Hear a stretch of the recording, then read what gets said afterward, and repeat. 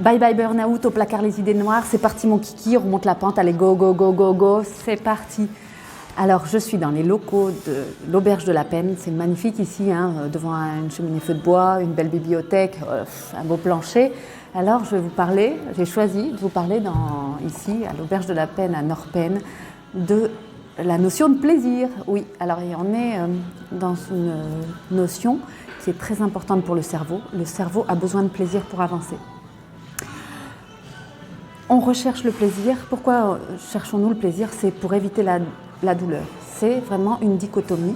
C'est vraiment une division, une opposition pour nous, pour le cerveau. Il va séparer ces deux éléments, le plaisir et la douleur. Et le plaisir va être une de nos sources principales de motivation. Allez toujours chercher le plaisir. S'il n'y a pas de plaisir, il n'y aura pas de motivation. Vous n'allez pas pouvoir avancer. Votre cerveau va dire oui une fois, oui deux fois, mais après, il va dire bah allez, c'est fini. Elle ne me donne pas de plaisir, et ben j'irai plus. Alors, on a différents plaisirs, le plaisir intellectuel, le plaisir sensationnel, le plaisir physique, le plaisir émotionnel et le plaisir spirituel. Sinon, on est dans la notion de douleur et le cerveau, il veut éviter la douleur physique, psychologique, sensitive ou émotionnelle. Donc, vous voyez, il y a déjà 5 zones de plaisir pour 4 zones de douleur, 4 concepts de douleur et surtout, gardez le plaisir. Alors, le plaisir est une source de motivation intrinsèque et comment peut-on insuffler plus de plaisir dans tout ce que je fais? À chaque fois que vous allez vivre une expérience, vous allez essayer de toujours l'enrichir par une source de plaisir qu'on aura choisie.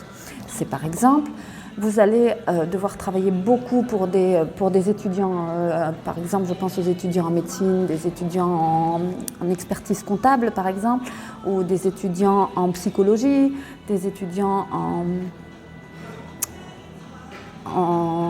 je perds sage-femme, des étudiants en tout ce qui est soins ou autres, d'autres études, eh bien, associer les études, la difficulté d'apprentissage avec un plaisir, par exemple, émotionnel, par le goût, un goût très fort de quelque chose que vous adorez, un thé, une boisson chaude ou un gâteau, ou alors du sport qui vous fait plaisir, ou une rencontre avec des amis, ou un bon livre. Après, on fait 2 heures de révision et je m'autorise 15 minutes pour écouter la musique que j'adore, ou 5 minutes de mon sport préféré, ou voilà. Vous trouvez vos sources de plaisir. Vos sources de plaisir sont personnelles, elles n'appartiennent pas à votre voisin, ni à votre mère, ni à votre père. Ce sont les vôtres. Alors si votre plaisir c'est d'être allongé sur le canapé et rêvasser dans le canapé, eh bien ok.